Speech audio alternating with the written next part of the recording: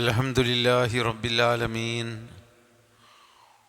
വസ്സലാത്തു വസ്സലാമു അലാ റസൂലിഹിൽ അമീൻ വഅലാ ആലിഹി വസഹ്ബിഹി അജ്മഈൻ വഅലാ മൻ ഇത്തബഅഹും ബിഇഹ്സാനിൻ ഇലാ യൗമിദ്ദീൻ അമ്മാ ബഅദ്. അഊദു ബില്ലാഹി മിനശ് ശൈത്വാനിർ റജീം. بسم الله الرحمن الرحيم. ووهبنا لداود سليمان نعم العبد إنه أواب. إذ عرض عليه بالعشي الصافنات الجياد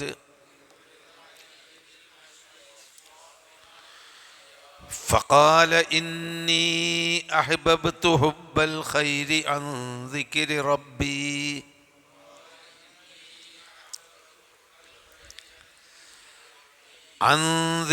ربي حتى توارت بالحجاب. ردوها علي فتفق مسحا بالسوق والأعناق.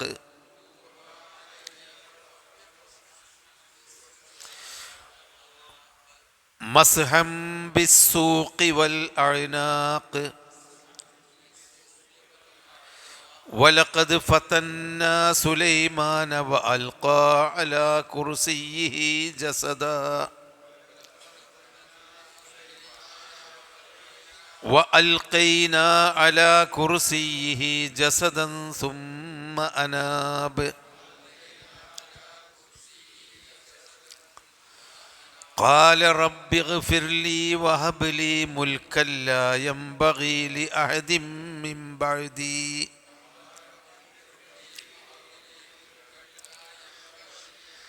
إنك أنت الوهاب. ദാവൂദ് നബി അലൈഹിസ്സലാമിനെയും സുലൈമാൻ നബി അലൈഹിസ്സലാമിനെയും പറ്റിയൊക്കെയുള്ള ചരിത്രങ്ങളാണ് ഇവിടെ പറയുന്നത്. കഴിഞ്ഞ ആയത്തുകളിൽ ദാവൂദ് നബി അലൈഹിസ്സലാമിനെ പറ്റിയാണ് പറഞ്ഞത്. ഈ സൂറത്തു സാദിലുള്ള അള്ളാഹു വിവരിച്ച പല ചരിത്രങ്ങളുടെയും വിശദാംശങ്ങൾ, അതിൻ്റെ കൃത്യമായ വിശദാംശങ്ങൾ ഹദീസ് സഹിയായ ഹദീസുകളിലോ മറ്റോ ഉണ്ടായിട്ടില്ല. പിന്നെ അത് മുഫസ്സിറുകൾ ഈ വിഷയത്തിൽ വിശദാംശങ്ങൾ പലരും പല രൂപത്തിലും വ്യാഖ്യാനിച്ചത് അഹ്ലു കിതാബുകളിൽ നിന്ന് കേട്ടതിൻ്റെ അടിസ്ഥാനത്തിലാണ്. നബി സല്ലല്ലാഹു അലൈഹി വസല്ലമ സഹാബിമാരെ അഹ്ലു കിതാബുകളിൽ നിന്ന് മുൻകഴിഞ്ഞ പ്രവാചകന്മാരുടെ ചരിത്രം കേൾക്കുന്നതും പഠിക്കുന്നതും വിരോധിച്ചിട്ടില്ല.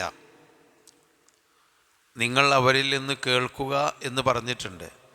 പക്ഷേ അഹ്ലു കിതാബുകളിൽ നിന്ന് കേട്ട യഹൂദ നസറാക്കളിൽ നിന്ന് കേട്ട ചരിത്രം ഖുർആനിന് പ്രകടമായി എതിരാണെങ്കിൽ നിങ്ങളത് വിശ്വസിക്കരുത്. അതല്ലെങ്കിൽ നിങ്ങൾ അതാണ് പരിപൂർണമായ ശരി എന്നും കരുതണ്ട, എന്നാലത് തെറ്റാണ് എന്നും കരുതേണ്ടതില്ല. നിങ്ങൾക്കതുമായി പ്രത്യേകമായി ബന്ധമില്ല. അള്ളാഹു അത് വിവരിച്ച് തരാതിരിക്കുന്നത് നിങ്ങൾക്ക് അതുകൊണ്ട് നിങ്ങളുടെ അമലുകളിലോ വിശ്വാസത്തിലോ പ്രത്യേകമായ സ്വാധീനിക്കുന്ന ചരിത്ര ഭാഗങ്ങളില്ലാത്തത് കൊണ്ടാണെന്നും പറഞ്ഞ് നബി അവിടെ അവസാനിപ്പിക്കുക ചെയ്തത്. അപ്പോൾ അതിൽ ഇപ്പോൾ സുലൈമാൻ നബി അലൈഹി സ്വലാമിനെ പറ്റിയുള്ള ഈ ആദ്യത്തെ ആയത്ത് നമുക്കത് ഓതുമ്പോൾ മനസ്സിലാവും. അതായത് സുലൈമാൻ നബി അലൈഹി സ്വലാം തൻ്റെ സിംഹാസനത്തിലിരിക്കുമ്പോൾ അദ്ദേഹത്തിന് അല്ലാഹു തആല വലിയ രാജാധിപത്യവും ഭരണാധികാരവും ഒക്കെ കൊടുത്തിരുന്നു എന്ന് നമുക്കറിയാമല്ലോ. അപ്പോൾ അദ്ദേഹത്തിന് കാറ്റ് വരെ അള്ളാഹു കാറ്റിനെ വരെ കീഴ്പ്പെടുത്തി കൊടുത്തു. പക്ഷികളെയും മൃഗങ്ങളെയും ജീവജാലങ്ങളെയും കീഴ്പ്പെടുത്തി കൊടുത്തു. അങ്ങനെ അദ്ദേഹത്തിന് വലിയ സ്വാധീനം ഉണ്ടായിരുന്നു. അദ്ദേഹത്തിൻ്റെ കുതിരപ്പടയാളികളുണ്ടായിരുന്നു, നല്ല വിലപിടിച്ച മുന്തിയ തരം യുദ്ധസന്നാഹങ്ങളുള്ള കുതിരകളുമുണ്ടായിരുന്നു.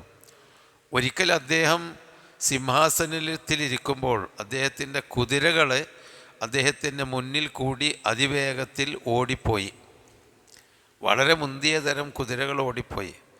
അപ്പോൾ അദ്ദേഹത്തിന് രാജാവ് എന്നുള്ള നിലക്ക് അള്ളാഹു അദ്ദേഹത്തിന് നൽകിയ ആ നിഅമത്താകുന്ന കുതിരകളെ കണ്ട് ആസ്വദിച്ച് അദ്ദേഹം ഒരു നേരത്തെ വൈകുന്നേരത്തെ പ്രാർത്ഥന മറന്നുപോയി.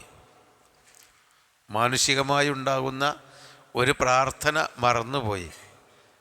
പെട്ടെന്ന് അദ്ദേഹത്തിന് പ്രാർത്ഥനൻ്റെ സമയം കഴിഞ്ഞപ്പോൾ അദ്ദേഹത്തിന് ഓർമ്മ വന്നു, ഈ കുതിരകളെ കണ്ട് ഞാനങ്ങോട്ട് ആസ്വദിച്ച് അള്ളാഹുവിൻ്റെ നിഅമത്തിൽ ആസ്വദിച്ചപ്പോൾ പടച്ചവനോടുള്ള ഉത്തരവാദിത്വം നടത്താൻ കഴിഞ്ഞില്ലോ എന്ന് അദ്ദേഹത്തിന് തോന്നുകയും എനിക്ക് ആ യാതി നിഅമത്തൊന്നും വേണ്ട എന്ന് പറഞ്ഞ് ആ കുതിരകളെ തിരിച്ചു കൊണ്ടുവന്ന് അദ്ദേഹം അതിനെ ബലി നടത്തിയിട്ട് സാധുക്കൾക്ക് വിതരണം ചെയ്യുകയും ചെയ്തു എന്ന് ഒരു ചരിത്രം അഹ്ലു കിതാബുകളിൽ നിന്ന് ഉദ്ധരിക്കപ്പെട്ടിട്ടുണ്ട്. അപ്പോൾ താഴെ നമ്മൾ ഓതാൻ പോകുന്ന ഇത് അതുമായി ബന്ധപ്പെട്ടതാണെന്ന് വളരെ പ്രാമാണികരായ പല മുഫസ്സിറുകളും വിവരിക്കുന്നുണ്ട്. ഇനി ഈ സംഭവം തന്നെ അത് കുതിരകളെ ദാനധർമ്മം ചെയ്തു. അപ്പോൾ അതിലെന്താണ്, കുതിരകളെ ബലികൾ കൊടുത്ത് അദ്ദേഹം ആ നിയമത്തിനെ മറ്റൊരു നിയമത്താക്കി മാറ്റി. ജീവനുള്ള കുതിരകളെ അത് ജനങ്ങൾക്ക് ദാനം ബലി കൊടുത്ത് അത് മറ്റൊരു നിയമത്താക്കി ഒരു ധർമ്മമാക്കി മാറ്റി. അത് എനിക്ക് ഈ സാഫിനാത്ത് എന്ന് പറഞ്ഞാൽ അതിവേഗത്തിൽ ഓടുന്ന നിൽക്കുമ്പോൾ 3 കാലിൽ നിൽക്കുന്ന കുതിരകൾക്കാണ് സാഫിനാത്ത് എന്ന് പറയാം.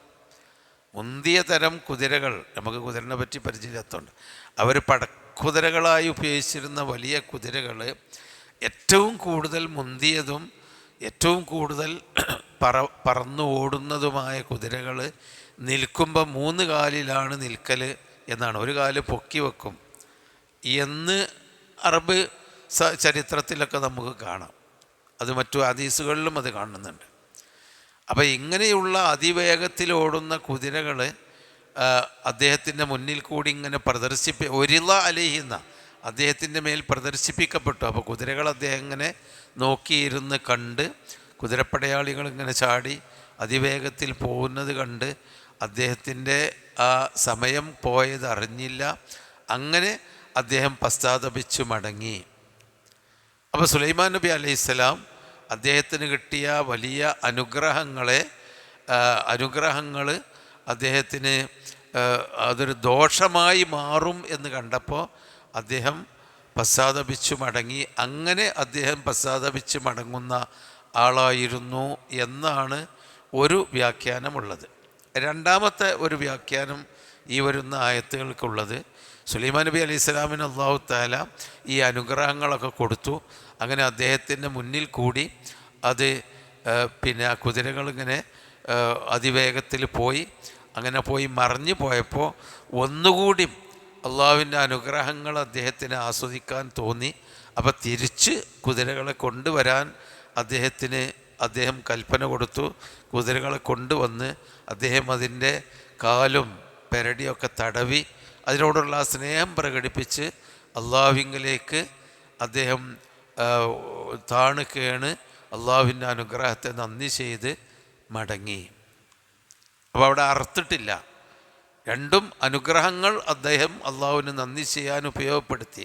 2 വ്യാഖ്യാനങ്ങളും മുഫസ്സിറുകൾ പറഞ്ഞിട്ടുണ്ട്. അത് ഏത് വ്യാഖ്യാനമാണ് ഹദീസുമായി യോജിച്ചതെന്ന് പറഞ്ഞാൽ രണ്ടും ഹദീസുമായി ബന്ധപ്പെട്ടതല്ല. അഹ്ലു കിതാബുകളിൽ നിന്ന് ഉദ്ധരിച്ചതും അബ്ദുല്ലാഹി ഇബ്നു അബ്ബാസ് റളിയല്ലാഹു അൻഹു പോലെയുള്ള പ്രാമാണിക മുഫസ്സിറുകൾ ഉദ്ധരിച്ചതായിട്ടുള്ള ചില കാര്യങ്ങൾ, അത് അങ്ങനെ ഒരു ചരിത്രമുണ്ട്. അതിന് ഉപോത്ബലകമായി ഈ ആയത്തിൽ സൂചനകളുമുണ്ട്.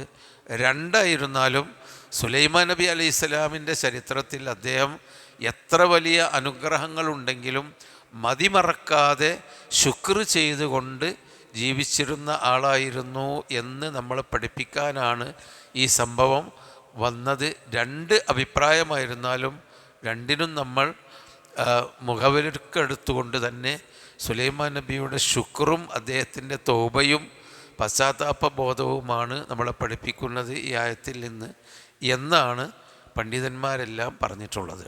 ഇനി നമുക്കതിൻ്റെ ആയത്തൊന്ന് നോക്കാം. വവഹബ്നാ ലിദാവൂദ സുലൈമാൻ. വഹബ എന്ന് പറഞ്ഞാൽ നൽകി, ഹിബയായി നൽകിയെന്ന്. ഹിബത്ത് എന്ന് പറഞ്ഞാൽ ദാനമാണല്ലോ, ഹിബ. അപ്പോൾ വഹബ്നാ ലിദാവൂദ, ദാവൂദ് നബി അലൈഹി സ്വലാമിന് നാം ദാനമായി നൽകി സുലൈമാനെ എന്ന് പറഞ്ഞാൽ ആ നല്ലൊരു പിതാവിന് നല്ല ആ നേതൃത്വ ഗുണവും രാജാധിപത്യവും അതോടൊപ്പം അള്ളാഹുവിലേക്ക് ഖേദിച്ച് മടങ്ങാനുള്ള സന്മനസ്സും പ്രവാചകത്വവും എല്ലാമുള്ള ഒരു മകനെ അള്ളാഹു പിതാവായ ആ ദാവൂദ് അലൈഹി സ്വലാമിന് അള്ളാഹു തആല ദാനമായി നൽകി. അതൊരു മഹാഭാഗ്യമാണല്ലോ. ബാപ്പയും നബി, മകനും നബി, ബാപ്പയും വലിയ അധികാരം, മക്കൾക്കും അത് വലിയ അത്ഭുതകരമായ അധികാരം കൊടുത്തു എന്നുള്ള ആ അർത്ഥത്തിലാണ് ദാനമായി നൽകി, ഗിഫ്റ്റായിട്ട് നൽകിയെന്ന വഹബ. ഹിബത്ത് എന്ന് പറഞ്ഞാൽ ഗിഫ്റ്റാണ്. വഹബ്നാ ലി ദാവൂദ സുലൈമാൻ, ദാവൂദിന് സുലൈമാൻ എന്ന ആ മനുഷ്യനെ കൂടി അല്ലെങ്കിൽ പ്രവാചകനെ കൂടി അള്ളാഹു തആല ദാനമായി നൽകി. എന്നിട്ട് പറയാണ് നിഅമൽ അബ്ദു, ആ അടിമയും ആ അടിമ ഏറ്റവും നല്ല ആളായിരുന്നു. അൽ അബ്ദ് എന്ന് പറഞ്ഞാൽ സുലൈമാൻ, സുലൈമാൻ എന്ന ആ പുത്രൻ, ആ അടിമ നിഅമ വളരെ നല്ല അടിമയായിരുന്നു എന്ന് അള്ളാഹ് തന്നെ പ്രശംസിക്കുകയാണ്. കാരണം ഇന്നഹു അവ്വാബ്, തീർച്ചയായും അദ്ദേഹം അവ്വാബാണ്. തവ്വാബ് എന്നാണ് അവ്വാബിൻ്റെ അർത്ഥം. തവ്വാബ് എന്ന് പറഞ്ഞാൽ തൗബ ചെയ്ത് മടങ്ങുന്നവൻ. അവ്വാബ് എന്ന് പറഞ്ഞാലും അതേ അർത്ഥം തന്നെയാണ്. അപ്പോൾ നല്ല ഒരു അടിമയായ സുലൈമാനിനെ ദാവൂദിന് നാം വലിയൊരു ദാനമായി നൽകി. ആ സുലൈമാൻ എന്ന മകനും അള്ളാഹുവിന് വളരെയധികം പശ്ചാത്തപിച്ച് അള്ളാഹുവിനോട് പശ്ചാത്തപിച്ച് മടങ്ങുന്ന ആളായിരുന്നു. ഇനി ഇത് ഉരിള അലൈഹി ബിൽ അശിയ്യി സ്വാഫിനാത്തുൽ ജിയാദ്. ഇത് ഉരിള അലൈഹി, അദ്ദേഹത്തിൻ്റെ മേൽ പ്രദർശിപ്പിക്കപ്പെട്ടു. അപ്പം അദ്ദേഹം കൽപ്പിച്ചത് അനുസരിച്ചായിരിക്കണം എനിക്ക് ആ കുതിരപ്പടയാളികളെ ഒന്ന് കാണണം, കുതിരപ്പട്ടാളത്തെ കാണണം എന്ന് ആവശ്യപ്പെട്ടതിൻ്റെ അടിസ്ഥാനത്തിൽ ഒരിള പ്രദർശിപ്പിക്കപ്പെട്ടു. മൈരിള് എന്ന് പറഞ്ഞാൽ ഈ എക്സിബിഷൻ, പ്രദർശനം എന്നാണ് അർത്ഥം.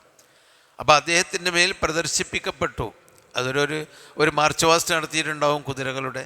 ബിൽ അശി, വൈകുന്നേര സമയത്ത്.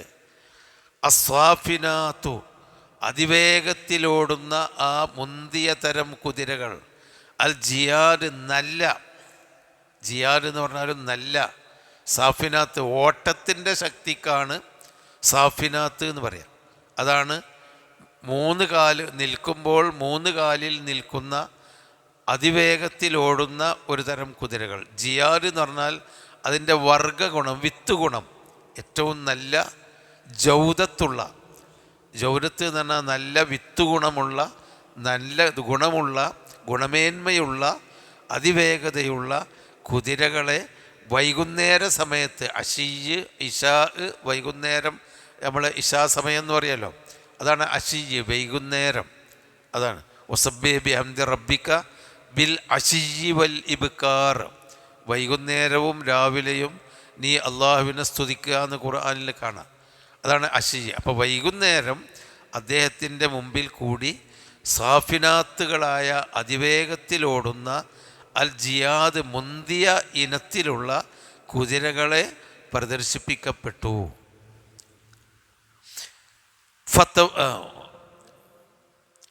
ഫഖാല, അപ്പോൾ അദ്ദേഹം പറഞ്ഞു, ഇന്നി അഹ്ബബ്തു, ഞാൻ ഏറ്റവും കൂടുതൽ ഇഷ്ടപ്പെട്ടു പോയി, ഹുബ്ബൽ ഖൈർ, ഈ ഖൈറിനെ പറ്റിയുള്ള സ്നേഹം.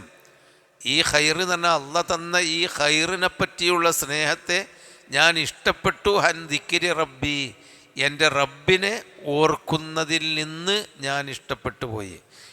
റബ്ബിനെ ഓർക്കുന്ന ആ ഒരവസ്ഥയും വിട്ടിട്ട് അള്ളാഹ് തന്ന ഈ അനുഗ്രഹത്തെ ഞാൻ വല്ലാതെ ഇഷ്ടപ്പെട്ടു പോയി. അപ്പോൾ അദ്ദേഹത്തിന് അതാണ്ട് കണ്ടപ്പോൾ ആ ഇഷ്ടം കൊണ്ട് പടച്ചവനെ ഓർക്കേണ്ട സമയമായിരുന്നു എന്ന് പറഞ്ഞാൽ പ്രാർത്ഥനയുടെ സമയമായിരുന്നു. ആ ആ സമയം തൻ്റെ ഇതിനോടുള്ള ഇഷ്ടം കൊണ്ട് അതിനാണ്ട് മറന്ന് വിസ്മരിക്കുന്ന വിധത്തിൽ ഞാൻ ഇഷ്ടപ്പെട്ടു പോയി. ഹത്താ തവാറത്ത് ബിൽ ഹിജാബ്, അങ്ങനെ അത് മറക്കുള്ളിൽ ഒളിഞ്ഞുപോയി. തവാറ അപ്രത്യക്ഷമായി എന്ന്. ഹിജാബ് പറഞ്ഞാൽ മറ, നമ്മളെ വസ്ത്രം ധരിക്കുമ്പോൾ ഹിജാബ് ധരിക്കാറുള്ള മറ. തവാറ എന്ന് പറഞ്ഞാൽ മറഞ്ഞുപോയി, അപ്രത്യക്ഷമായി പോയി. അപ്പോൾ തവാറത്ത് അത് അപ്രത്യക്ഷമായി എന്ന് പറഞ്ഞാൽ അശിയ്യ് എന്ന് പറഞ്ഞാൽ സൂര്യൻ അസ്തമിക്കുന്ന നേരമാണ്.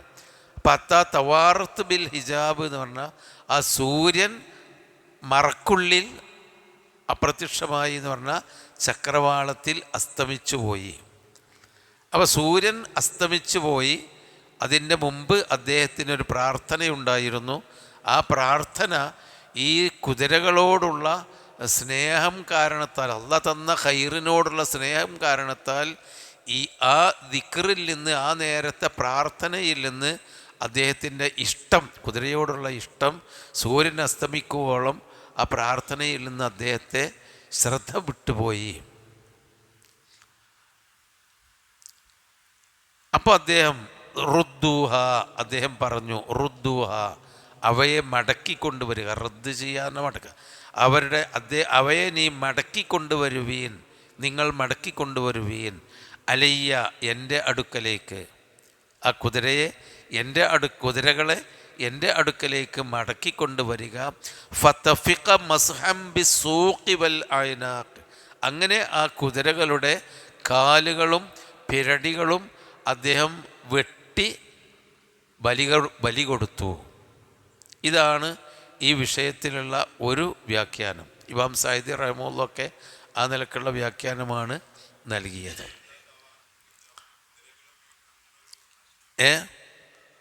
അതെ, അതുണ്ട്. അത് ഞാൻ രണ്ടാമത്തെ വ്യാഖ്യാനത്തിലാണുള്ളത്. അവിടെ അശിയ്യ് എന്ന് പറഞ്ഞാൽ സൂര്യാസ്തമയ നേരെന്ന്.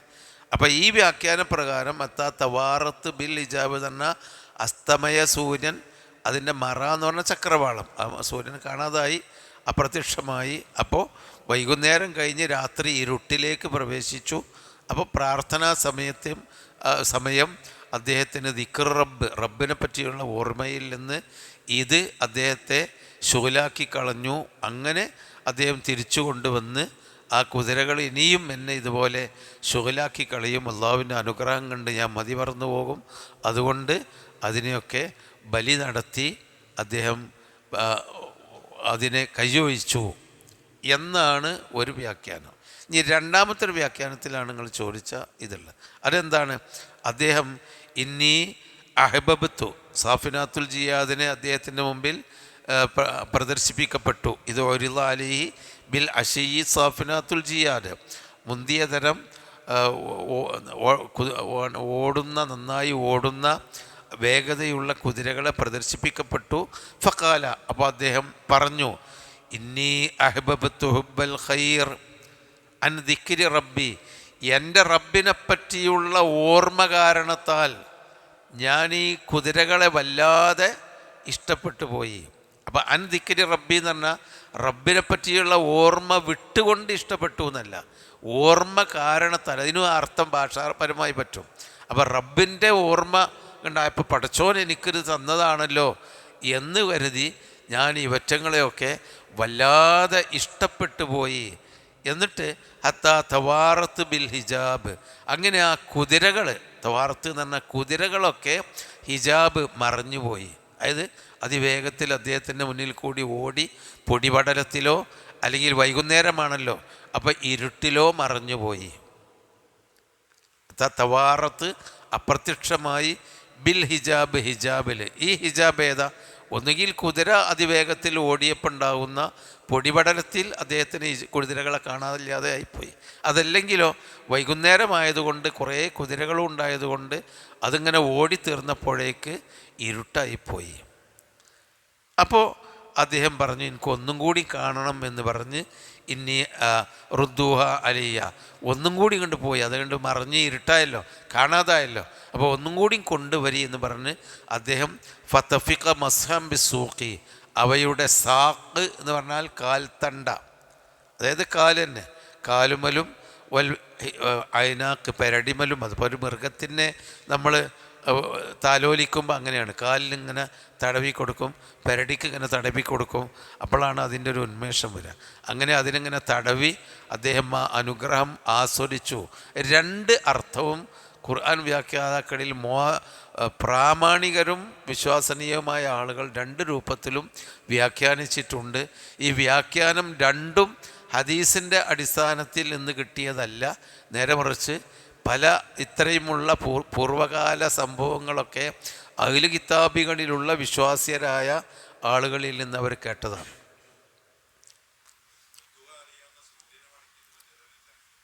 അതുകൊണ്ട് ഇനിയിപ്പോൾ വേറെയുണ്ട്, സൂര്യനെ കണ്ട് മടക്കിക്കൊണ്ടുവരി എന്നൊക്കെ പറഞ്ഞു ഒരുപാട് കഥകൾ ഇതുമായി ബന്ധപ്പെട്ട് ഉണ്ടായിട്ടുണ്ട്. ഞാനതിൽ പ്രസക്തമായ രണ്ട് ചരിത്ര വ്യാഖ്യാനങ്ങളാണ് പറഞ്ഞത്. നമ്മളത് വെറുതെ ആ കഥ കേട്ടിട്ട് പിന്നെ കുറേ കഥകളൊക്കെ കേട്ട് ഇനിയും വരുന്നുണ്ട് ഇതുപോലെയുള്ള കുറേ കഥകളുടെ പിന്നെ വചനങ്ങൾ, കഥകളുമായി ബന്ധപ്പെട്ട കാര്യങ്ങൾ. അപ്പോൾ പ്രസക്തമായ രണ്ട് വ്യാഖ്യാനം ഇതിലുണ്ട്. രണ്ടായിരുന്നാലും സുലൈമാൻ നബി രണ്ട് രൂപത്തിലായിരുന്നാലും, ഒന്ന് അള്ളാഹുവിനെ നിന്ന് എന്നെ മറപ്പിക്കുന്ന തരത്തിലുള്ള ഈ കുതിരകൾ എനിക്കിനി വേണ്ട, അത് ജനങ്ങൾക്ക് ദാനം ചെയ്തു. അതല്ല, അള്ളാഹുവിനെ ഞാൻ ഈ കുതിരകളെ കൊണ്ട് വല്ലാതെ ഓർത്ത് ഇഷ്ടപ്പെട്ടു പോയിട്ടുണ്ട്, അതുകൊണ്ട് ആ അള്ളാഹു നൽകിയ നിയമത്തിനെ ഒന്നുകൂടി തൊട്ട് തടവി അദ്ദേഹം ആ നിയമത്തിനെ ഒന്നുകൂടി ഓർത്തു. രണ്ടർത്ഥവും അതിലുണ്ട്. സുലൈമാൻ നബിയുടെ കഥയാണ് പറയേണ്ടത്. ദാവൂദ് നബിൻ്റെത് കഴിഞ്ഞല്ലോ. അവിടെയും നമുക്ക് നേരത്തെ പറഞ്ഞല്ലോ, രണ്ടാളുകൾ കയറി വന്നു, പിന്നെ മതിൽ ചാടി കയറി വന്നു എന്നൊക്കെ. അതിലും എന്താണ് കുറേ ദുരൂഹതകൾ ഉണ്ട്. പക്ഷേ നമ്മളതിൽ ഏകദേശം അങ്ങനെ ആയിരിക്കാം എന്നതുകൊണ്ട് തൃപ്തിപ്പെടുകയാണ്. അതായത് ദാവൂദ് നബി അലൈഹിസ്സലാം ഒറ്റയ്ക്കിരുന്ന് ഒരു ഭാഗത്ത് ഇബാദത്ത് ചെയ്യുമ്പോൾ വീട്ടുകാരോട് എൻ്റെ അടുക്കലേക്ക് ആരെയും കടന്നു വരാൻ അനുവദിക്കരുത് എന്ന് പറഞ്ഞപ്പോൾ രണ്ടാളുകൾ മതിൽ ചാടി വന്ന് അദ്ദേഹത്തോട് വിധി പ്രസ്താവിക്കാൻ വേണ്ടി, വിധി പറയാൻ വേണ്ടി ചോദിച്ചു.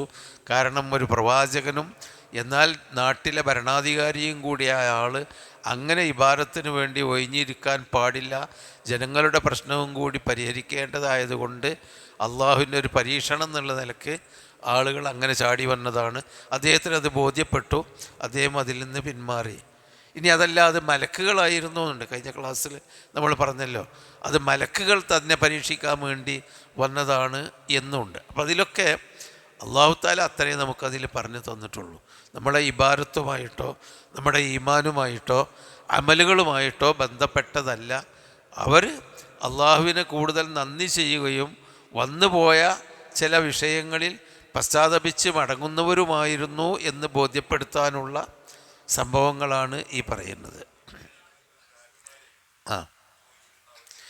സഹാബിമാർ ഇത്തരം കാര്യങ്ങളിൽ നബി സല്ലല്ലാഹു അലൈഹി വസല്ലമയിൽ നിന്ന് എന്തെങ്കിലും കേട്ടാൽ നബി അത് വിവരിച്ച് തന്നിട്ടില്ലെങ്കിൽ ജീവിതത്തിൻ്റെ അമലും ഈമാനുമായി ബന്ധപ്പെട്ട മസ്അലകളാണെങ്കിൽ നബി ചോദിക്കും, അല്ല നബിയോട് അവർ ചോദിച്ചറിയും. അപ്പോൾ അത് നബി പറഞ്ഞു കൊടുക്കും. അതല്ലാത്ത കാര്യങ്ങൾ ആ പറഞ്ഞത് അപ്പോൾ പിന്നെ 7 ആകാശങ്ങൾ എന്ന് പറഞ്ഞപ്പോൾ ഒരു സഹാബി എന്താണ് 7 ആകാശം എന്ന് ചോദിച്ചിട്ടില്ലല്ലോ. അത് അവരുടെ ഒരു രീതിയായിരുന്നു. അവരുടെ അമലും ഇതുമായിട്ട് ബന്ധപ്പോൾ നബി സല്ലല്ലാഹു അലൈഹി വസല്ലം അങ്ങനെ ഇരിക്കുമ്പോൾ അവർ മുന്നിക്കും സഹാബിമാരെ കൊണ്ടുപോയി ചോദിക്കുമ്പോൾ നബി പറയുന്നുണ്ട് ഒരിക്കൽ സല്ലല്ലാഹു അലൈഹി വസല്ലം, സയദ്ഖുലു അലൈക്കും റജുലും മിൻ അഹ്ലിൽ ജന്ന. അതായത് ഒരു സ്വർഗവാസി ഇപ്പോൾ കയറി വരുന്നു, ഒരു സ്വർഗവാസി ഇപ്പോൾ ഇവിടെ കയറി വരും, സദസ്സിലേക്ക് കയറി വരുന്നു. അപ്പോൾ നമ്മളൊക്കെ ആണെങ്കിൽ നബിനെ പോലത്തെ ഒരാൾ അവിടെ ഇങ്ങനെ ഒരു സ്വർഗവാസി ഇപ്പോൾ കണ്ട് കയറി വരട്ടാറിഞ്ഞാൽ എല്ലാവരും കൂടിയും പിന്നിക്ക് തിരിഞ്ഞു നോക്കി ആരാണ് ഈ സ്വർഗവാസി എന്നൊക്കെ പറയാമല്ലോ. ഓല അവിടെ ഇരുന്നു, അന്നമാല റൂസി മുത്തയിർന്ന, തലയിൽ പക്ഷിയുള്ള പോലെ എന്ന് പറഞ്ഞാൽ അനങ്ങാതെ നബിയുടെ മുഖത്ത് നോക്കിയിരുന്നു. സ്വർഗവാസി ആരാ ഏതാണെന്നൊന്നും അവർ ചോദിച്ചില്ല. കാരണം അതിന് അവരുടെ ഇബാദത്തുമായിട്ട് ബന്ധപ്പെട്ടതല്ല. നേരെ മറിച്ച് ഇബാദത്തുമായിട്ട് ബന്ധപ്പെട്ട എന്തെങ്കിലും ഒരു കാര്യം നബി പറയുകയാണെങ്കിൽ അപ്പോൾ അത് ചോദിക്കും. അപ്പോൾ നബി ചോദിക്കും, ഇത് ഈ കൊല്ലത്തേക്കുള്ളതാണോ അങ്ങനെയുള്ള പല സംഭവങ്ങളും പിന്നെ ചോദിക്കുന്നുണ്ട്. അപ്പം തന്നെ ചോദിക്കും. പക്ഷേ ഇത് ഇബാറത്ത് ഒരാൾ വരും എന്ന് പറഞ്ഞു, ആയിക്കോട്ടെ വന്നോട്ടെ, നബി വരുമ്പോൾ വരും. ഒരാൾ വന്നു, ചെരുപ്പ് ഇങ്ങനെ അദ്ദേഹത്തിൻ്റെ രീതി വരെ വന്ന രീതി വരെ പറയുന്നുണ്ട്. അദ്ദേഹം വിയർത്ത് താടിയിൽ കൂടി വിയർപ്പോ അല്ലെങ്കിൽ ഉളുവിൻ്റെ വെള്ളം മുറ്റുന്നുണ്ട്. അദ്ദേഹത്തിൻ്റെ ഹുഫ അദ്ദേഹം പിന്നെ തൂക്കി പിടിച്ചിട്ടാണ് അദ്ദേഹം കയറി വന്നത്. അദ്ദേഹം ഒരിടത്ത് സലാം ചൊല്ലി ഒരിടത്ത് ഇരുന്നു. എന്നാൽ നബിയോട് എന്തേ നബിയെ ഇയാളെ പറ്റി നിങ്ങളങ്ങനെ പറഞ്ഞത് എന്ന് സഹാബിമാർ ചോദിച്ചിട്ടില്ല. നബി പറഞ്ഞു തരും എന്നുള്ളത് അതാണ് ഒരു മര്യാദയുടെ ഭാഗമാണ് നബി പറഞ്ഞു തരുന്നുള്ളത്. വീണ്ടും രണ്ടാമത്തെ ഒരു ദിവസവും നബി സയ്യിദുൽ അലൈക്കും റജുലും മിൻ അഹ്ലിൽ ജന്ന, ഒരാളിപ്പോൾ കയറി വരും സ്വർഗ്ഗക്കാരെന്ന് പറഞ്ഞു. അവർ തിരിഞ്ഞു നോക്കിയില്ല, വന്നിരുന്നപ്പോൾ ഇന്നലത്തെ ആൾ തന്നെയാണ്. മൂന്നാമത്തെ ഒരു പ്രാവശ്യവും നബി പറഞ്ഞു സയ്യിദുൽ അലൈക്കും റജുലും മിൻ അഹ്ലിൽ ജന്ന. അപ്പോഴും സഹാബിമാർ തിരിഞ്ഞു നോക്കിയില്ല. അതവർ നബിയുടെ ആ മുമ്പിലുള്ള അവരുടെ ചിട്ട അതാണ്. അതേ അവസരത്തിൽ ഒരു ഫർളോ സുന്നത്തോ ഒക്കെ ആണെങ്കിൽ അവർ ചോദിച്ചറിയും. ഇത് പറഞ്ഞില്ല, അയാൾ അവിടെ ഇരുന്നു. മൂന്നാമത്തെ ദിവസം ഇതൊക്കെ കഴിഞ്ഞ് നബി പിരിഞ്ഞു പോകുന്നതിൻ്റെ ഇടയ്ക്ക് അത് പറയുമെന്ന് വിചാരിച്ചു, അത് പറഞ്ഞതുമില്ല. അപ്പോൾ സഹാബിമാർ കൂടി ഇരുന്നിട്ട് എന്തേപ്പാ നബി പറഞ്ഞത്, അയാൾ എന്താണ് റജുലും മിൻ അഹ്ലിൽ ജന്നയാണോ, അത് എങ്ങനെയായി, എന്താ നബി അത് വിവരിച്ചതായിരുന്നത് എന്ന് പറഞ്ഞിട്ടാണ് സഅദ് ബിൻ അബി വഖാസ് റളിയല്ലാഹു അൻഹു പറയുന്നത്, ഞാനൊന്ന് നോക്കട്ടെ, ഒരു പരീക്ഷണം നോക്കട്ടെ എന്ന് പറഞ്ഞ് അദ്ദേഹം ഇയാളുടെ ഒപ്പം കൂടാണ്. നിങ്ങളെ കൂടെ ഞാൻ ഇന്ന് പെരേക്ക് വരട്ടെ, ഞാൻ നിൻ്റെ വീട്ടിലേക്ക് പോരണില്ല എന്നൊക്കെ പറഞ്ഞ് ഒപ്പം കൂടി എന്നാ പോരി എന്ന് പറഞ്ഞ് കൊണ്ടുപോയി.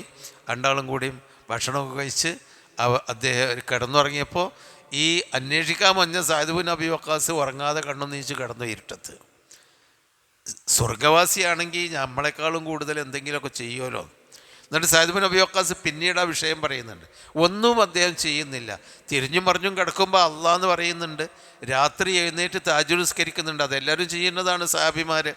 സുബൈൻ്റെ മുമ്പായിട്ട് എഴുന്നേറ്റ് പള്ളിയിലേക്ക് വരുന്നുണ്ട്. അങ്ങനെ ഒരു ദിവസം അങ്ങനെ കഴിഞ്ഞു, ഒന്നും കണ്ടില്ല. സഹാബിമാർ ചോദിച്ചു എന്തേ കിട്ടിയോ, ഒന്നും കിട്ടിയിട്ടില്ല. ഇന്നും കൂടി ആളൊപ്പം പോവാണ്.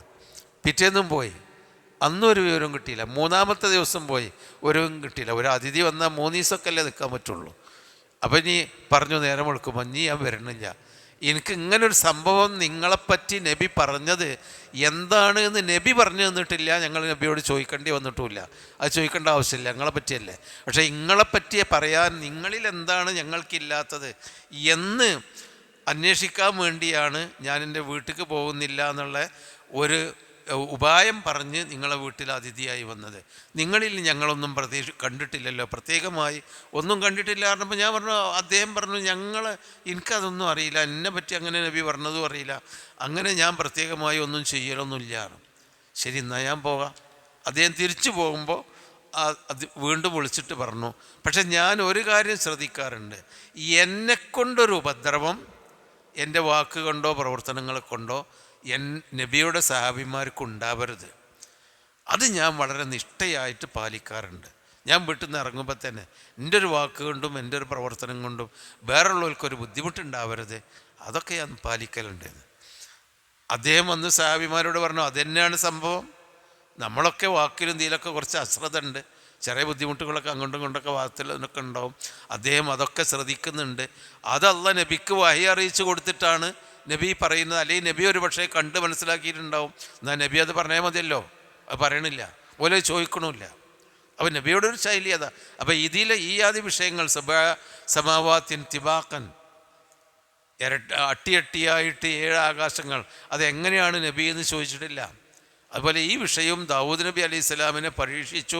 ദാവൂദ് നബി നിഅമൽ അബ്ദു ഇന്നഹു അവ്വാബ്, നല്ല അടിമയായിരുന്നു, പശ്ചാത്തപിച്ച് മടങ്ങുന്ന ആളായിരുന്നു എന്ന് പറഞ്ഞത് അവർ മനസ്സിലാക്കി. 2, അത് ഖുർആനിൻ്റെ ഒരു ശൈലി അവർക്ക് അറിയാമായിരുന്നു. ആ ശൈലി ചിലത് ഞങ്ങൾക്ക് വിശദീകരിച്ച് തരേണ്ടത് ഞങ്ങളുടെ ഈമാനും അമലുമായി ബന്ധപ്പെട്ടത് നബി വിവരിച്ചു തരും. ഞങ്ങളങ്ങോട്ട് ഇടക്ക് കയറിയിട്ട് അറ്റാക്ക് ചെയ്യേണ്ടതില്ല എന്ന് സഹാബിമാർക്ക് അറിയാമായിരുന്നു. ഇനി വലഖദ് ഫതന്ന സുലൈമാൻ നബിയുടെ മറ്റൊരു ഇതുപോലെയുള്ള അത്രയൊന്നും നബി വിവരിച്ചു കൊടുക്കാത്ത ഒരു സംഭവമാണ്. അതെ അതെ അതെ അതെ ഫലസ്തീൻ എന്ന് പറയുമ്പോൾ ഇന്നത്തെ ആ അതിർത്തി ആയിക്കോളണമെന്നില്ല. നമ്മൾ ഫലസ്തീന്, ഷാം എന്ന് സിറിയ എന്നൊക്കെ പറയുമ്പോൾ ഇന്നുള്ള ആ രാജ്യ അതിർത്തികളാവണം എന്നില്ല. പിന്നെ വലഖദ് ഫതന്ന സുലൈമാന വഅൽഖൈനാ അലാ കുർസിയിഹി ജസദൻ സുമ്മ അനാബ്. ഇതൊരു വിഷയമാണ്. ഇത് രണ്ടാമത്തെ വിഷയം എന്ന് വെച്ചാൽ സുലൈമാൻ നബി അലൈഹിസ്സലാമിന് അല്ലാഹു തആല വലിയ അനുഗ്രഹങ്ങളും മറ്റൊക്കെ കൊടുത്തു. ആ കൊടുത്ത അനുഗ്രഹങ്ങളിൽ എവിടെയോ ചില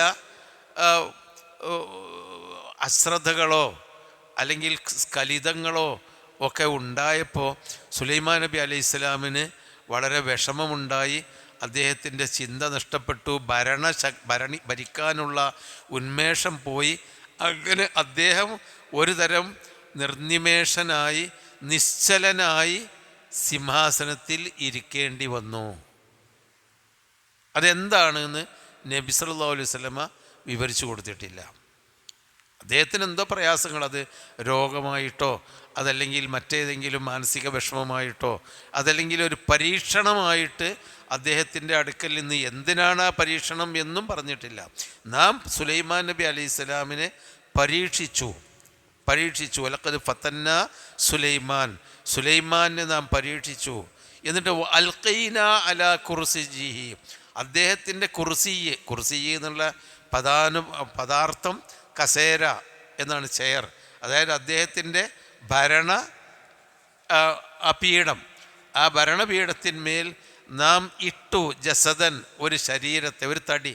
ജസദ് എന്ന് പറഞ്ഞാൽ ഒരു ജീവനില്ലാത്ത നിശ്ചലമായ തടി ഞാൻ അവിടെ കൊണ്ടുപോയി ഇട്ടു. സുമ്മ അനാബ്, പിന്നെ അദ്ദേഹം തിരിച്ചു മടങ്ങി. അപ്പോൾ അദ്ദേഹത്തിൻ്റെ അടുക്കൽ നിന്നുണ്ടായ എന്തോ ഒരു അശ്രദ്ധയോ അല്ലെങ്കിൽ ഒരു കൈപ്പിഴയോ കാരണത്താൽ അല്ലാഹു തആല അദ്ദേഹത്തിന് ഒരുതരം മരവിപ്പും സജീവമല്ലാതെ ഭരണം ശരിക്കും നിയന്ത്രിക്കാൻ പറ്റാത്ത ഒരവസ്ഥ, മാനസികാവസ്ഥ വന്നു. അദ്ദേഹം കശാലയിൽ ഇങ്ങനെ ഒരു തടിയായിട്ട് അവിടെ ഇങ്ങനെ ഇരിക്കുന്നുണ്ട് എന്ന് മാത്രമേ ഉണ്ടായിരുന്നുള്ളൂ. അപ്പോൾ അദ്ദേഹത്തിന് ബോധ്യപ്പെട്ടു, എനിക്ക് ഭരണകാര്യങ്ങൾ കൈകാര്യം ചെയ്യാനും മറ്റൊന്നും കഴിയുന്നില്ല എന്ന് അദ്ദേഹത്തിന് ബോധ്യപ്പെട്ടപ്പോൾ അദ്ദേഹം അദ്ദേഹം ഖേദിച്ച് മടങ്ങി. ഖാല, അദ്ദേഹം പറഞ്ഞു, റബ്ബിഗ്ഫിർലി, എൻ്റെ റബ്ബേ എനിക്ക് നീ പുറത്തു തരണേ. അപ്പോൾ സുലൈമാൻ നബി കാരണം നമ്മളിൽ നിന്നുണ്ടാകുന്ന തെറ്റുകളെപ്പോലെയല്ല അമ്പിയാക്കന്മാരിൽ നിന്ന് വരുന്ന ചെറിയ അബദ്ധങ്ങൾ. സഹാബിമാർ പിൽക്കാലത്തുള്ള ആളുകളോട്, താബിഈങ്ങളോട് പറഞ്ഞിരുന്നു, നിങ്ങൾ ചെയ്യുന്ന പല കാര്യങ്ങളും റസൂലുള്ളാഹി സ്വല്ലല്ലാഹു അലൈഹി വസല്ലമിൻ്റെ കാലത്ത് ഞങ്ങളാണ് ചെയ്തിരുന്നതെങ്കിൽ അത് വലിയ കുറ്റത്തിൽ എണ്ണപ്പെടുമായിരുന്നു. അപ്പോൾ ആളുകളുടെ മഹത്വവും ആളുകളുടെ വിശുദ്ധിയും വെച്ച് നോക്കുമ്പോൾ അത് ഒരു ചെറിയ അബദ്ധങ്ങൾ പോലും വലിയ തെറ്റുകളായി മാറും. ഒരു ഈങ്ങിച്ചടിച്ച ഒരു തുണി ഇട്ട് കൊടുക്കുന്ന ആളെ ശരീരത്തിൽ കുറച്ച് മസി ആയാലും അത് ആരും നോക്കൂല, അത് ആകെ കൂടി ഈങ്ങിച്ചടിച്ചത്. നേരെ മറിച്ച് എല്ലാം വളരെ ശുഭ്രസുന്ദരമായ ഒരു വസ്ത്രം ഇട്ടിട്ട് പോകുമ്പോൾ അതിലൊരു ചെറിയ കറുപ്പുള്ളി ഉണ്ടായി അതെന്താ കേടാന്ന് പറഞ്ഞിട്ട് മനസ്സിലാവും. അപ്പം അങ്ങനെയാണ്. അപ്പോൾ സഹാബിമാരിലുണ്ടാവുന്ന ചെറിയ ഒരു സ്ഖലിതങ്ങൾ പോലും അത് നബി സല്ലല്ലാഹു അലൈഹി വസല്ലമ അത് പാടില്ല എന്ന് പറഞ്ഞ് മാറ്റിയിരുന്നു. എന്നാൽ താബീങ്ങളോട് അവർ പറയാണ്, ഞങ്ങളുടെ കാലത്ത് നിങ്ങളൊക്കെ ആണെങ്കിൽ ഇത് പാപമായി മോബിഖാത്തിൽപ്പെട്ടതായിട്ട് എണ്ണിയിരുന്നു, അപ്പം നിങ്ങളൊക്കെ ചെയ്യേണ്ടത് എന്താണ്?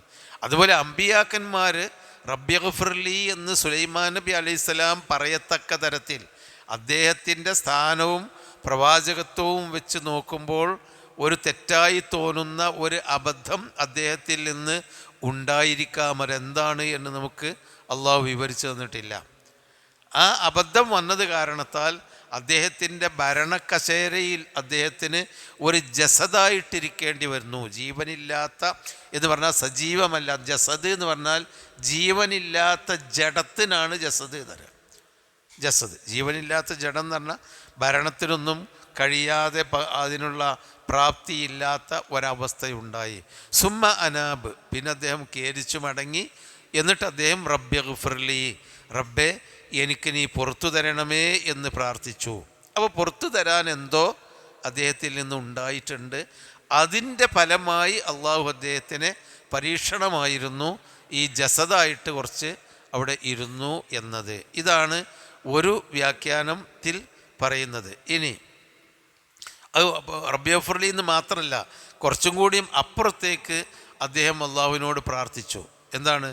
റബ്ബി ഗഫ്ർലി, എനിക്ക് നീ പുറത്തു തരണമേ നാഥ, വഹബ്ലി, എനിക്ക് നീ ദാനമായി നൽകണമേ, വഹബിന എന്ന് നമ്മൾ പറഞ്ഞല്ലോ, അതന്നെ ഹബ്ലി, വഹബ എന്ന് പറഞ്ഞാൽ ദാനമായി നൽകി, ഹബ് നീ തരണമേ, ദാനം നായി നൽകണമേ, മുൽക്കൻ അധികാരം, ലായംബഗി അത് നൽകുകയില്ല, അത് കിട്ടുകയില്ല, ലി അഹദിം മിൻ ബഅദി, എൻ്റെ ശേഷം ആർക്കും കിട്ടാത്ത ഒരധികാരം, ഒരു മഹാ അധികാരം എനിക്ക് നീ തരയണമേ എന്ന് സുലൈമാൻ നബി അലൈഹി സ്വലാം പ്രാർത്ഥിച്ചു. അദ്ദേഹത്തിന് തോന്നിക്കാണും എനിക്ക് കുറച്ചും കൂടിയും ഒരു മുൽക്ക് കിട്ടിയെങ്കിൽ കുറേയും കൂടിയും അദ്ദേഹത്തിന് അള്ളാഹുവിൻ്റെ നിയമത്ത് ഓർക്കുകയും നന്മ ചെയ്യുകയും ആവാമായിരുന്നു എന്ന്. അതുകൊണ്ട് അങ്ങനെ പ്രാർത്ഥിച്ചു. എന്നിട്ടോ ഇന്നക അൻതൽ വഹാബ്, നീ എല്ലാം നൽകുന്നവനാണല്ലോ, അതുകൊണ്ട് നീ എനിക്ക് നൽകണമേ. അപ്പം അദ്ദേഹത്തിന് ഇസ്തിഗ്ഫാർ ചെയ്തപ്പോൾ അദ്ദേഹത്തിൻ്റെ മാനസിക പ്രയാസങ്ങളൊക്കെ അള്ളാഹു തആല അദ്ദേഹത്തിനാണ്ട് ഒഴിവാക്കി കൊടുത്തപ്പോൾ വീണ്ടും ശക്തി തന്നപ്പോൾ കൂടുതൽ അധികാരവും മറ്റാർക്കും കിട്ടാത്ത രാജാധിപത്യത്തിന് വേണ്ടി അദ്ദേഹം അള്ളാഹുവിനോട് പ്രാർത്ഥിച്ചു. അതാണ്. ഇനി ഈ വിഷയത്തിൽ മറ്റൊരു വ്യാഖ്യാനവും കൂടി ഉള്ളത് ഇമാം ബുഖാരിയൊക്കെ റിപ്പോർട്ട് ചെയ്ത ഒരു ഹദീസിലുണ്ട്. പക്ഷേ ആ ഹദീസിനെ ചില മുഫസ്സിറുകൾ ഇതുമായി ബന്ധപ്പെടുത്തിയിട്ട് പറഞ്ഞിട്ടുണ്ട്. അതെന്താണെന്ന് ചോദിച്ചാൽ, സുലൈമാൻ നബി അലൈഹി സ്വലാമിൻ്റെ കാലത്ത് നമുക്ക് 4 വിവാഹമാണ് നമുക്ക് അനുവദിച്ചത്. പക്ഷേ സുലൈമാൻ നബി അലൈഹി സ്വലാമിൻ്റെ കാലത്ത് ഒരുപാട് വിവാഹങ്ങൾ ചെയ്യാമായിരുന്നു. അപ്പം അദ്ദേഹത്തിന് ഒരുപാട് ഭാര്യമാരുണ്ടായിരുന്നു. ആ ഭാര്യമാരുടെ ഒരു ദിവസം അദ്ദേഹം പറഞ്ഞു, ഞാൻ അള്ളാഹുവിന് നന്ദി ചെയ്യുന്ന ഒരുപാട് മക്കൾ എനിക്ക് വേണം.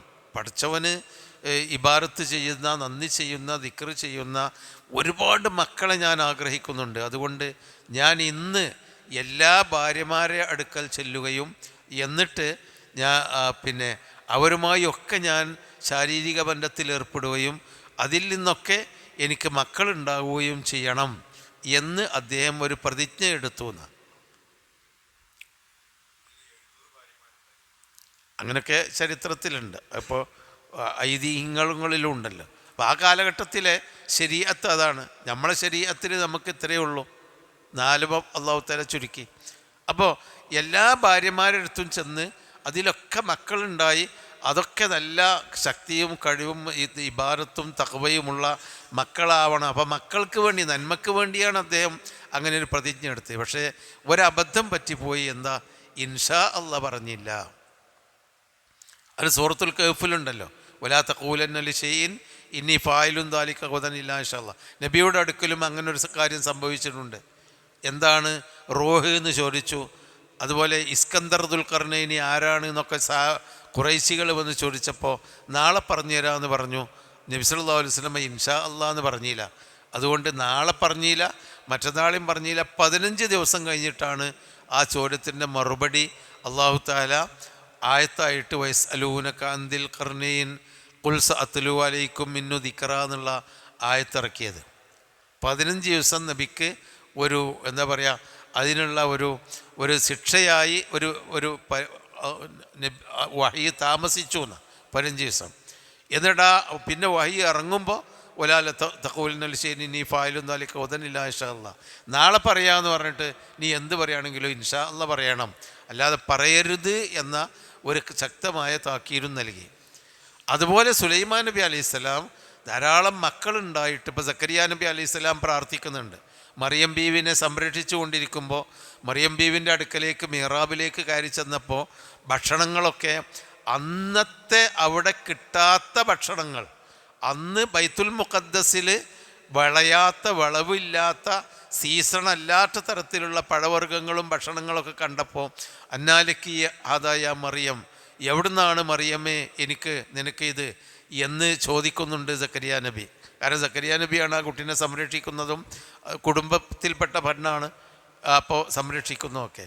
അപ്പോൾ മറിയം റളിയല്ലാഹു അലൈഹിസ്സലാം പറയുന്നുണ്ട് ഹുവ മിൻ ഇൻദില്ല, അള്ളാഹ് തരുന്നതാണ്.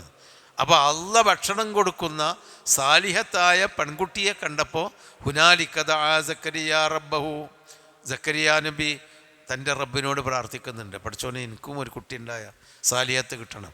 അതെല്ലാവരും നമ്മളൊക്കെ ആഗ്രഹിക്കുന്നതല്ലേ, നല്ലൊരു സാലിയായ കുട്ടീനെ കാണുമ്പോൾ പഠിച്ചോനെ എൻ്റെ മക്കളും ഇങ്ങനെ ആയെങ്കിൽ. അങ്ങനെ ഒരു സാലിയായ മക്കൾക്ക് വേണ്ടി സുലൈമാൻ നബി അലൈഹി സ്വലാം പ്രാർത്ഥിച്ചു. എല്ലാ ഭാര്യമാരുമായും ഞാനിന്ന് ബന്ധപ്പെടുന്നും പ്രതിജ്ഞയെടുത്തു, പക്ഷേ ഇൻഷാ അല്ലാഹ് പറഞ്ഞില്ല. അത് അങ്ങനെ ആയപ്പോൾ അദ്ദേഹത്തിന് ഈ ഭാര്യമാരിൽ നിന്ന് മറ്റു ഭാര്യമാരിൽ നിന്നും 99 ഭാര്യമാരിൽ നിന്നും മക്കളുണ്ടായില്ല.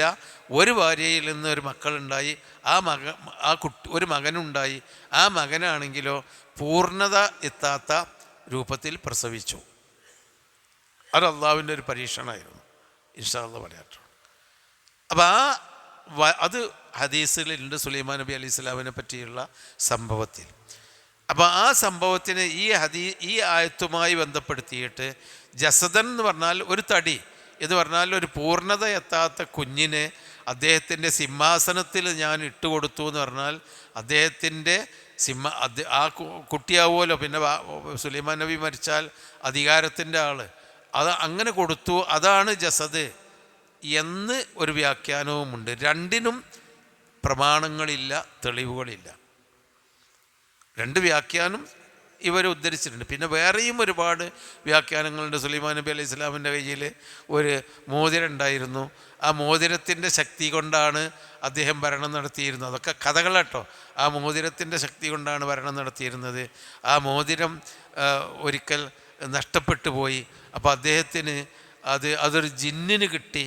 എന്നിട്ട് ജിന്നാണ് പിന്നെ ആ മോതിരിട്ടത്. അപ്പോൾ സുലൈമാൻ നബിയുടെ സിംഹാസനത്തിൽ ജിന്ന് കയറിയിരുന്നു എന്നൊക്കെയുള്ള കഥകളുണ്ട്. ഇതെല്ലാം പൊട്ടക്കഥകളും അവിശ്വസനീയവും അമ്പിയാക്കന്മാരെ പറ്റി ഒരിക്കലും പറയാൻ പറ്റാത്തതുമായ കാര്യങ്ങളാണ്. പക്ഷേ പ്രാമാണികമായി പറയുന്നത് ഇതാണ്. ഒന്നുകിൽ അദ്ദേഹത്തിനൊരു ക്ഷീണവും തളർച്ചയും വന്നു, അങ്ങനെ അദ്ദേഹത്തിന് ഭരണം മുന്നോട്ട് കൊണ്ടുപോകാൻ കഴിയാത്ത എന്തോ ഒരു പരീക്ഷണം അള്ളാഹു തആല അദ്ദേഹത്തിന് കൊടുത്തു. സുമ്മ അനാബ്, പിന്നെ ഖേദിച്ച് മടങ്ങി അദ്ദേഹം റബ്ബി ഗഫ്ർലി എന്ന് പറഞ്ഞു. അപ്പോൾ അദ്ദേഹത്തിന് അള്ളാഹ് പുറത്തു കൊടുത്തു. അദ്ദേഹത്തിന് വീണ്ടും ആ ശക്തി, ഭരണശക്തി, ചെങ്കോല് തിരിച്ചു കിട്ടി. അദ്ദേഹം കൂടുതൽ അധികാരത്തിന് വേണ്ടി അള്ളാഹുവിനോട് പ്രാർത്ഥിച്ചു. അങ്ങനെയുള്ളൊരു വ്യാഖ്യാനത്തിന് സമാധാനിക്കലാണ് നമ്മൾ ഈ ആയത്തുമായി ബന്ധപ്പെട്ടത് നമുക്ക് നല്ലത്. ഏതായിരുന്നാലും ഫസഖർന, അതാ റബ്ബി ഹബ്ലി റബ്ബി ഗഫ്ർലി വഹബ്ലി മുൽക്കല്ലാ യംബഗീ ലി അഹദിൻ മിൻ ബഅദി, എൻ്റെ രക്ഷിതാവേ എനിക്ക് നീ ഒരു ഭരണം നൽകണമേ. മുൽക്ക്, അധികാരം, ലാ യംബഗീ ലി അഹദിൻ മിൻ ബഅദി, എൻ്റെ കാലശേഷം മറ്റാർക്കും യോജിക്കാത്ത, മറ്റാർക്കും ലഭിക്കാത്ത, അനുയോജ്യമല്ലാത്ത പറഞ്ഞാൽ മറ്റാർക്കും കിട്ടാത്ത ഒരു ഭരണം എനിക്ക് നീ നൽകണമേ. ഇന്നക അൻതൽ വഹാബ്, നീ എല്ലാം ദാനമായി നൽകുന്നവനാണല്ലോ എന്ന് പ്രാർത്ഥിച്ചു. അപ്പോൾ ഫസഖർനാ ലഹു, അദ്ദേഹത്തിന് നാം കീഴ്പ്പെടുത്തി കൊടുത്തു. സഖറ വസഖറ ലക്കുമുൽ അർള, നിങ്ങൾക്ക് ഭൂമി കീഴ്പ്പെടുത്തി എന്ന് പറഞ്ഞാൽ ഭൂമിയെ ഉപയോഗപ്പെടുത്താൻ വേണ്ടിയുള്ള സൗകര്യപ്പെടുത്തി എന്നാണ്. അതാണ് സഖർനാ ലഹു, അദ്ദേഹത്തിന് നാം കീഴ്പ്പെടുത്തി കൊടുത്തു. അരീഹ, കാറ്റിനെ. അതാണ് അങ്ങനെ ആ പ്രാർത്ഥന നിമിത്തമാണ് കാറ്റ് തൻ്റെ വാഹനമായിട്ട് സഞ്ചരിക്കാനുള്ള ആ വലിയ മൊയ്ജിസത്ത് അള്ളാഹു അദ്ദേഹത്തിന് നൽകിയത്. ഫസഖർനാ ലഹു റീഹ, കാറ്റിനെ കീഴ്പ്പെടുത്തി കൊടുത്തു. തജ്രി, അത് സഞ്ചരിച്ചു കൊണ്ടിരിക്കുന്നു. ബി അംറിഹി, അദ്ദേഹത്തിൻ്റെ കൽപ്പന പ്രകാരം, അല്ലെങ്കിൽ അള്ളാഹിൻ്റെ കൽപ്പന പ്രകാരം, രണ്ടുമാവാം. മിക്കവാറും ഇവിടെ സുലൈമാൻ നബിയുടെ ചരിത്രമായതുകൊണ്ട് അദ്ദേഹത്തിൻ്റെ കൽപ്പന പ്രകാരം തജ്രി, അത് സഞ്ചരിച്ചു കൊണ്ടിരിക്കുന്നു. റുഹാൻ, വളരെ യഥേഷ്ടം. ഹൈസു അസാബ്, അത് എത്തുന്നിടത്തെല്ലാം അത് സഞ്ചരിച്ചു കൊണ്ടിരിക്കുന്നുണ്ട് എന്ന് പറഞ്ഞാൽ സുലൈമാൻ നബിക്ക് കാറ്റിനെ സ്വന്തമായി ഉപയോഗപ്പെടുത്താവുന്ന തരത്തിൽ അള്ളാഹു അദ്ദേഹത്തിന് കാറ്റിനെ സൗകര്യപ്പെടുത്തി കൊടുത്തു.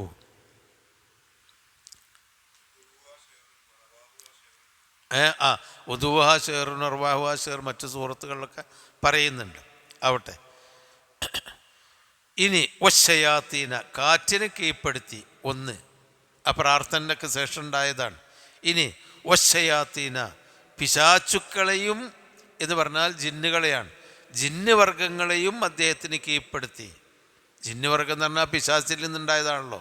അപ്പോൾ അവരെയൊക്കെ സുലൈമാൻ നബി അലൈഹി ഇസ്ലാമിന് കീഴ്പ്പെടുത്തി കുല്ല ബന്നായിൻ നിർമ്മാണ വിദഗ്ധന്മാരും ഗവ്വാസ് മുങ്ങൽ വിദഗ്ധന്മാരുമായ കുറേ ജിന്നുവർഗങ്ങളെയും ശൈത്താൻ വർഗങ്ങളെയും അദ്ദേഹത്തിന് കീഴ്പ്പെടുത്തി. അപ്പോൾ പിശാചുക്കൾ, ജിന്നിൽപ്പെട്ട പിശാചുക്കളായ ആളുകൾ അദ്ദേഹം പിടിച്ച് കെട്ടി അദ്ദേഹത്തിൻ്റെ അധികാരശക്തി കൊണ്ട് അദ്ദേഹത്തിന് ആവശ്യമായ കെട്ടിടങ്ങൾ നിർമ്മിക്കാനും മുങ്ങി മുത്തുകൾ എടുക്കാനുമൊക്കെ അദ്ദേഹത്തിന് അല്ലാഹു തആല ശക്തി നൽകിയിരുന്നു എന്ന് ഖുർആൻ പറയുന്നു. നമുക്കത് വിശ്വസിക്കുക എന്നുള്ളതിൻ്റെ അപ്പുറത്തേക്ക് വേറെ ഒരു സ്വാതന്ത്ര്യവും വേണ്ട. അങ്ങനെ അല്ലാഹു തആല കീഴ്പ്പെടുത്തി കൊടുത്തിരുന്നു. ആഖരീന വേറെ കുറേ പിശാചുക്കളെയും ബന്നാവും ഗവ്വാസും, അത് നിർമ്മാണ പ്രവർത്തനങ്ങളും മുങ്ങൽ ഗാസഫിൽ ബഹരി എന്ന് പറഞ്ഞാൽ കടലിൽ മുങ്ങി അതിൽ നിന്ന് മുത്തുകൾ വാരിക്കൊണ്ടുവരുന്ന പിശാചുക്കളെ, പിന്നെ ആഖരീന വേറൊരു കൂട്ടരെയും കീഴ്പ്പെടുത്തി കൊടുത്തു. മുഖറനീന ഫിൽ അസ്ഫാദ് ചങ്ങലകളിൽ ബന്ധിക്കപ്പെട്ടവരായിക്കൊണ്ട് എന്ന് പറഞ്ഞാൽ അദ്ദേഹം ജിന്നുകളെയും പിശാചുക്കളെയുമെല്ലാം, ജിന്നും പിശാച്ചും എന്നൊക്കെ പറഞ്ഞാൽ ഒന്ന് ജിന്ന് എന്ന് പറഞ്ഞാൽ കാണാത്തത്, പിശാച്ച് എന്ന് പറഞ്ഞാൽ നമ്മൾ കാണാതെ നമ്മളെ വഴിതെറ്റിക്കുന്നത്, രണ്ടും ഒരേ വർഗം തന്നെയാണ്. ഇവയെ മുഖറനീന ഫിൽ അസ്ഫാദ് ചങ്ങലകളിൽ ബന്ധിക്കപ്പെട്ട നിലയിൽ കീഴ്പ്പെടുത്തി കൊടുത്തു. അദ്ദേഹം ജിന്നുകളെ ചങ്ങലക്കിട്ട് ബന്ധിച്ച് അവരെ കൊണ്ട് പണിയെടുപ്പിച്ചിരുന്നു എന്ന് ഖുർആനിലും ഹദീസിലും വിവരിച്ചിട്ടുണ്ട്. ആ വിവരിച്ചത് നമ്മളങ്ങനെ മനസ്സിലാക്കുക എന്നല്ലേ ഉള്ളൂ. പിന്നെ ഹാദാ എന്നിട്ട് അള്ള പറഞ്ഞു, ഹാദാ അതാഉന, ഇതാണ് നമ്മുടെ ദാനം. അതാ എന്ന് പറഞ്ഞാൽ അഴ്ത്താ നൽകിയെന്ന നമ്മുടെ വരദാനമാണിത്. അതാ ദാനം. പ്രാർത്ഥിച്ചല്ലോ, വഹബലി മുൽക്കല്ല യംബഗീലി അഹദിൻ മിൻ ബഅദി, എൻ്റെ ശേഷം ആർക്കും യോജിക്കാത്ത തരത്തിലുള്ള കിട്ടാത്ത തരത്തിലുള്ള അധികാരം തരണമേ എന്ന് പറഞ്ഞപ്പോൾ കാറ്റ് അദ്ദേഹത്തിൻ്റെ കൽപ്പനപ്രകാരം എവിടേക്ക് സഞ്ചരിക്കാനും പറ്റിയ കാറ്റും, അതുപോലെ പിശാചുക്കളെ പണിയെടുപ്പിച്ചും മുത്തുവാരിച്ചും അങ്ങനെയുള്ള പിശാചുക്കളെയും ചങ്ങലയിൽ ബന്ധിച്ച് പണിയെടുപ്പിച്ച് അദ്ദേഹം കീഴ്പ്പെടുത്തിയ പിശാചുക്കളെയുമൊക്കെ അദ്ദേഹത്തിന് നൽകിയിട്ട് അള്ള പറഞ്ഞു, ഹാദാ അതാഉന, ഇത് നമ്മുടെ ദാനമാണ്.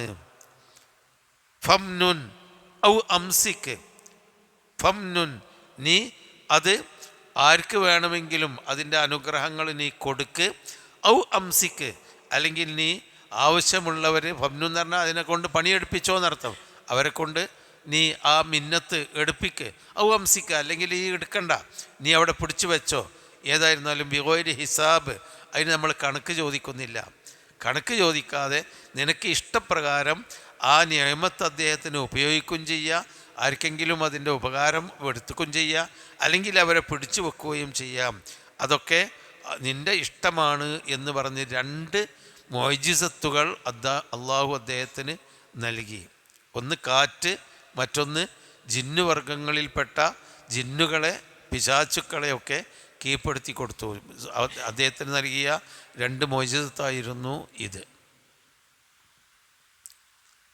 ഇനിയുണ്ട് മുഅ്ജിസത്ത് വരുന്നുണ്ട്.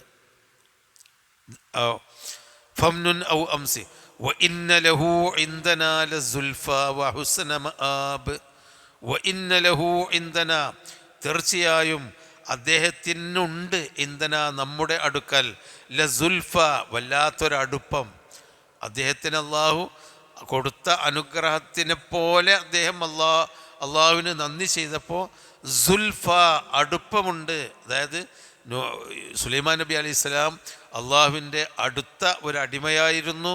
വഹുസ്ന മആബ്, ഇനി പരലോകത്തേക്കുള്ള നല്ല മടക്കവും അദ്ദേഹത്തിനുണ്ട്. പ്രാർത്ഥിച്ചപ്പോൾ മറ്റാർക്കും കൊടുക്കാത്ത രണ്ട് വലിയ മുഅ്ജിസത്ത് കൊടുത്തു. അള്ളാഹുവിനോടുള്ള അടുപ്പമുണ്ടായത് കൊണ്ടാണ്. ആ അടുപ്പം അള്ളാഹു എന്നെ പ്രഖ്യാപിച്ചു. വഇന്ന ലഹു ഇൻദനാ ലസുൽഫ, അദ്ദേഹത്തിന് നമ്മളുടെ അടുക്കൽ നല്ല അടുപ്പമുണ്ട്.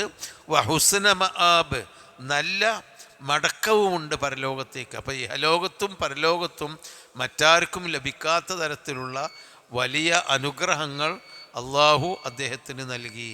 അപ്പോൾ രണ്ട് നബിമാരുടെ മോചിതത്തുകൾ ഇനി ഒന്നും കൂടി ഉണ്ട്. അയ്യൂബ് നബിയെയും പറ്റി പറയുന്നുണ്ട്.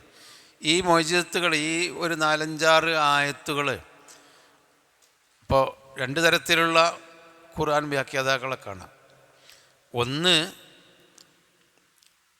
പൂർവികന്മാരായ അഹ്ലു കിതാബുകളുടെ അവരിൽ നിന്ന് കേട്ട ചരിത്ര കഥകൾ നേരെ എല്ലാം ഉദ്ധരിച്ച് ഇതിൽ ഏത് ശരി ഏത് തെറ്റൊന്നുമില്ല, ഈ വിഷയകമായി ഇങ്ങനെ കുറച്ച് ചരിത്രങ്ങളുണ്ട്, അല്ലാഹു തആല നമുക്കത് പറഞ്ഞു തന്നിട്ടില്ല എന്നും പറഞ്ഞിട്ട് അവിടെ നിർത്തിക്കളഞ്ഞ പണ്ഡിതന്മാരുണ്ട്.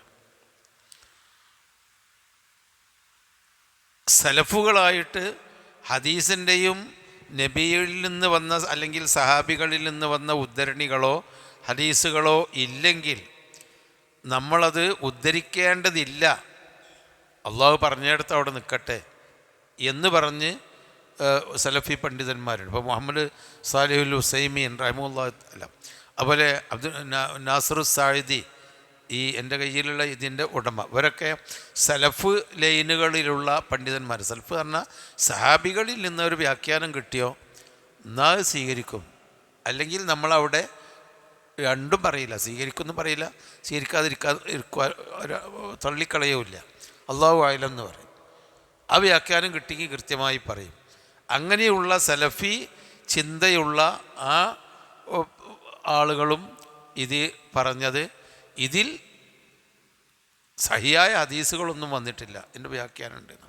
എന്നാൽ വളരെ ആധുനികന്മാരായ കുറേ മുഫസ്സിറുകളുണ്ട്. ഇപ്പോൾ സയ്യിദ് കുത്തുബിനെ പോലെയുള്ള മുഫസ്സിറുകൾ, ഫീ ദിലാലിൽ ഖുർആൻ്റെ സയ്യിദ് കുത്തുബ്, പലതും ഒരു വിധം കഴിയുന്നതൊക്കെ അദ്ദേഹം ബുദ്ധിപരമായി ചിന്തിച്ച് വ്യാഖ്യാനിക്കാൻ ശ്രമിക്കുന്ന ആളാണ്. പക്ഷേ സയ്യിദ് കുത്തുബ് പറയുന്നത്, ഞാൻ ഈ മോചിതത്തുകളെപ്പറ്റി ഒന്നും മിണ്ടുന്നില്ല, കാരണം ഖുർആനിലോ ഹദീസിൽ നിന്നോ പൂർവികന്മാരുടെ തഫ്സീറിൽ നിന്നോ എനിക്ക് ഒരു വ്യാഖ്യാനം പറയാൻ, അതിനെ വ്യാഖ്യാനിക്കാനോ അല്ലെങ്കിൽ അതിനെ വിശദീകരിക്കാനോ പറ്റുന്നൊരു തെളിവുകൾ കിട്ടിയിട്ടില്ല. അതുകൊണ്ട് അദ്ദേഹം സൈലൻ്റ് ആയിരിക്കുകയാണ്. അപ്പോൾ നമുക്കും ഇത്രയും, അമ്മാനി മൗലവി അത് കൃത്യമായി പറയുന്നുണ്ട്, നമുക്കും ഇത്രയേ ഉള്ളൂ. ഈ സംഭവങ്ങളൊക്കെ എന്താണ്, ഈ കുതിരകളെ ഒരു പ്രദർശനം നടത്തിയ ആ സംഭവം, അതുപോലെ തന്നെ പിന്നെ പിശാചുക്കളെ കെട്ടിയിട്ട് പണിയെടുപ്പിച്ച സംഭവം, അത് എങ്ങനെയൊക്കെയായിരുന്നു എന്നതൊന്നും നമുക്ക് കൃത്യമായിട്ട് അറിഞ്ഞുകൂടാ എന്ന് തന്നെയാണ് പറയുന്നത്. ഒന്നുകൂടി വരുന്നുണ്ട് ഇത്, ഇന്നലോ ഒദ്കുർ അബ്ദന അയ്യൂബ, നീ ഇതും കൂടിയും അതിനോട് ചേർത്ത് പറയേണ്ടതാണ്. ഒദ്കുർ, നീ ഓർക്ക്, അബ്ദന നമ്മുടെ അടിമയെ പറ്റി, അതായത് അയ്യൂബ് അലൈഹിസ്സലാമിനെ പറ്റി, മറ്റൊരു പ്രവാചകൻ അയ്യൂബ് നബി അലൈഹിസ്സലാമിനെ പറ്റി നീ ഓർക്ക്. എന്താണ്?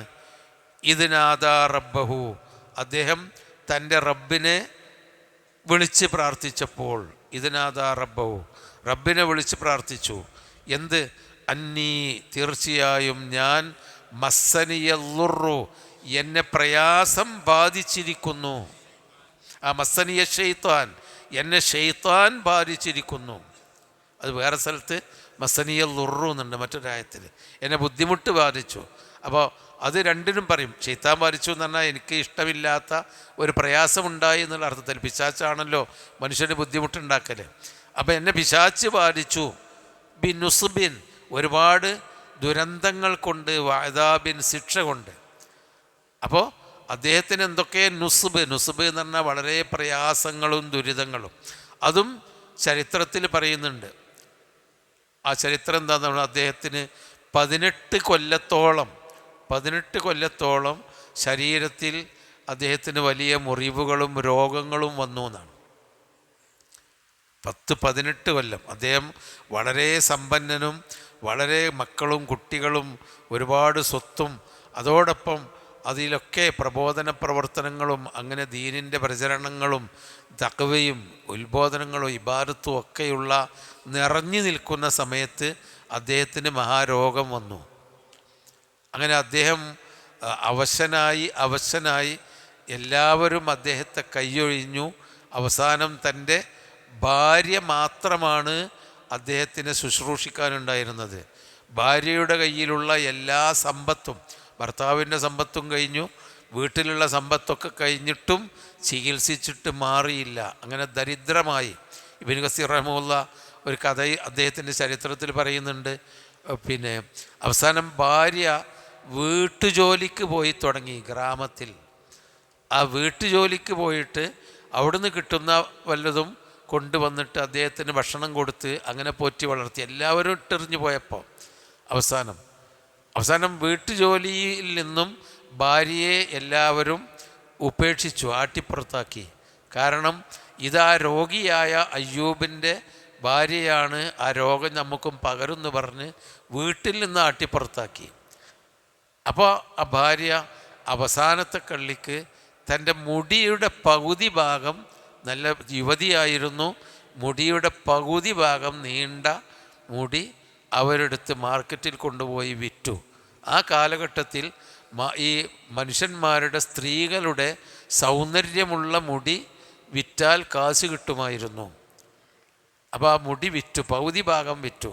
അയ്യൂബ് നബിക്ക് അതിൻ്റെ കാശ് കൊണ്ട് സംരക്ഷിച്ച് അദ്ദേഹത്തിന് ഭക്ഷണമൊക്കെ കൊടുത്തു. പകുതി ഭാഗം ചിലപ്പോൾ അയ്യൂബ് നബിയുടെ അടുക്കൽ ചെല്ലുമ്പോൾ ആ ഭാഗം വിറ്റ് വെട്ടിയെടുത്ത ഭാഗം കാണിച്ചു കൊടുത്തില്ല. അതിൻ്റെ കാശും കഴിഞ്ഞപ്പോൾ ബാക്കി ഭാഗവും കൂടിയും വിറ്റു. അപ്പോൾ മുടി മൊത്തം വിറ്റു. ഇത് ഒരിക്കൽ അയ്യൂബ് നബി അലൈഹിസ്സലാം കാണാനിടയായി. അപ്പോൾ അദ്ദേഹത്തിന് ബോധ്യമായി, എൻ്റെ ഭാര്യ എനിക്ക് ഭക്ഷണം തരുന്നത് എല്ലാം കഴിഞ്ഞ് വിറ്റ് തൊലച്ച് അവസാനം ശരീരത്തിൽ അവൾക്കുണ്ടായിരുന്ന യുവതിയും സുന്ദരിയുമായിരുന്ന അവളുടെ മുടി വിറ്റിട്ടാണ്. അത് ആ കാലഘട്ടത്തിലുള്ള ഒരു സമ്പ്രദായമായതുകൊണ്ട് അവർക്കറിയാം, മുടി വിറ്റിട്ടാണ് എൻ്റെ ഭാര്യ എന്നെ സംരക്ഷിക്കുന്നത് എന്ന് ബോധ്യമായപ്പോൾ അദ്ദേഹം മനസ്സ് നൊന്ത് പ്രാർത്ഥിച്ചു. എന്താ പ്രാർത്ഥിച്ചത്? അയ്യൂബ ഇദ്നാദ റബ്ബഹു അന്നീ മസ്സനിയല്ലുറു വ അൻത അർഹമുറാഹിമീൻ. പഠിച്ചവനെ, റബ്ബിനെ വിളിച്ചിട്ടാ പറ, അന്നീ മസ്സനിയല്ലുറു, എനിക്ക് ഇപ്പോൾ പ്രയാസം ബാധിച്ചിട്ടുണ്ട്, വ അൻത അർഹമുറാഹിമീൻ, നീ റഹ്മത്ത് ചെയ്യുന്നവരിൽ ഏറ്റവും അർഹമാണല്ലോ എന്ന് പ്രാർത്ഥിച്ചപ്പോൾ ഫസ്തജ്ബനാലഹു, ഉത്തരം കിട്ടി. അദ്ദേഹത്തിനോട് അള്ളാഹ് പറഞ്ഞു, നീ നിൽക്കുന്ന സ്ഥലത്ത് നിന്ന്, അദ്ദേഹം പുറത്ത് പോയിട്ട് ആ നിൽക്കുന്ന സ്ഥലത്ത് നിന്ന് നീ നിൻ്റെ കാലുകൊണ്ട് ഭൂമിയിൽ ഇങ്ങനെ ചവിട്ട്, കാലിങ്ങനെ ഇളക്കിയിട്ട് ഭൂമിയിൽ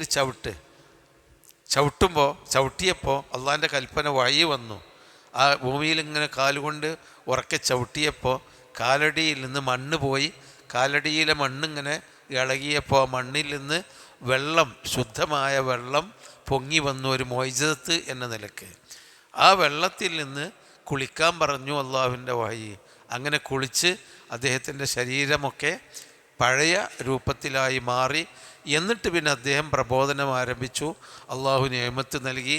പിന്നെ ഭാര്യയ്ക്ക് ആ പ്രയാസങ്ങളൊക്കെ മാറി, ദാരിദ്ര്യം മാറി. പിന്നെ മക്കളും കുട്ടികളൊക്കെ ഉണ്ടായി. അള്ളാഹു അദ്ദേഹത്തിൻ്റെ നിഅമത്ത് തിരിച്ചു കൊടുത്തു.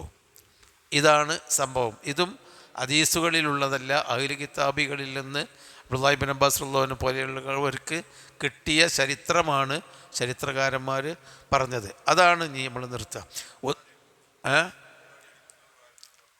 അതും കൂടി ഉണ്ട്. അതിനിടയിൽ അയ്യൂബ് നബി അലൈഹി സ്വലാമിന് ഭാര്യയുമായിട്ട് എന്തോ ഒരു പിണക്കമുണ്ടായി. രോഗമാണല്ലോ, അപ്പോൾ അതുകൊണ്ടുണ്ടായ എന്തെങ്കിലും മനപ്രയാസമായിരിക്കാം, ഒരു പിണക്കമുണ്ടായി. പിണക്കമുണ്ടായപ്പോൾ അയ്യൂബ് നബി അലൈഹി സ്വലാം പറഞ്ഞു, അന്നെ ഞാൻ 100 അടി അടിക്കും എന്ന് സത്യം ചെയ്തു. ആ സത്യം പാലിക്കണമല്ലോ. രോഗമൊക്കെ മാറിയപ്പോൾ സത്യം പാലിക്കണം, 100 അടി അടിക്കണം. അപ്പോൾ അത് അദ്ദേഹത്തിൻ്റെ ആ പ്രയാസത്തിൽ നിന്നുണ്ടായ ഒരു കോപമായിരുന്നു. അതിന് അള്ളാഹുവിനോട് അദ്ദേഹം പറഞ്ഞു, പഠിച്ചോനെ, ഞാൻ അങ്ങനെ ഒരു സത്യം പാലിക്കേണ്ടതുണ്ട്. അള്ളാഹ് പറഞ്ഞു, ചെറിയ ഈർക്കിളികൾ, അതായത് പുല്ലിൻ്റെ തണ്ടുകൾ 100 എണ്ണം എടുത്ത് ഒരു കെട്ടാക്കിയിട്ട് ഒറ്റടി അടിച്ചാളാം, എന്നാൽ 100 എന്ന് പറഞ്ഞിട്ട് ആ സത്യം പാലിക്കാനുള്ള ഒരു വഴി അള്ളാഹ് പറഞ്ഞു കൊടുത്ത് അതും കൂടി അദ്ദേഹം ചെയ്തു. ഇതൊക്കെ ഖുർആൻ പറഞ്ഞ വാക്കാണ്. അതിൻ്റെ അപ്പുറത്തേക്ക് നമുക്ക് എന്നാൽ സഹാബിമാർ എന്താ നബി ഈ കഥ എന്നിട്ട് ചോദിച്ചിട്ടുമില്ല.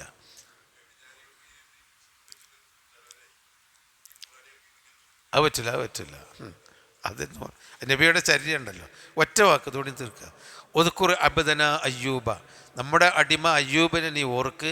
ഇതിനാഥാ റബ്ബഹു, റബ്ബിനെ വിളിച്ച സന്ദർഭം, അന്നീ മസ്സനിയ ഷെയ്ത്താൻ, എന്നെ ഷെയ്ത്താന് ബാധിച്ചു, ബിനുസ്ബിൻ, ഒരുപാട് പ്രയാസങ്ങളും വഅദാബ്, ശിക്ഷയും കൊണ്ട്, ഉർക്കുള് ബിരിജിലിക്ക. അപ്പോൾ അള്ള പറഞ്ഞു, നിൻ്റെ കാല് കൊണ്ട് നീ നിലത്ത് തട്ട്, അല്ലെങ്കിൽ നിലത്ത് ചവിട്ട്. ഹാദാ മുഗ്തസലുൻ, ഇതാ കുളിക്കുന്ന വെള്ളം, ബാരിദുൻ, തണുത്തതും, വശറാബ്, കുടിക്കാൻ പറ്റുന്നതും കുളിക്കുന്നതുമായ വെള്ളം ഇതാ പൊങ്ങി വരുന്നു എന്ന് പറഞ്ഞു. അങ്ങനെ അദ്ദേഹത്തിന് ആ രോഗം മാറി. അല്ലാഹു ആലം. ഏതായിരുന്നാലും അവർക്ക് വന്ന പരീക്ഷണങ്ങളെ അവർ അതിജീവിക്കുകയും അള്ളാഹു അവർക്ക് പുറത്തു കൊടുക്കുകയും ചെയ്തു എന്നാണ് ഇതിൻ്റെ കാകത്തുക. അള്ളാഹു അവരുടെയൊക്കെ മാർഗത്തിൽ വിശ്വാസികളായി ജീവിച്ച് മരിക്കാൻ തൗഫീഖ് നൽകുമാറാവട്ടെ. സുബ്ഹാനക്കല്ലാഹുമ്മ വബിഹംദിക അശ്ഹദു അൻ ലാ ഇലാഹ ഇല്ല അൻത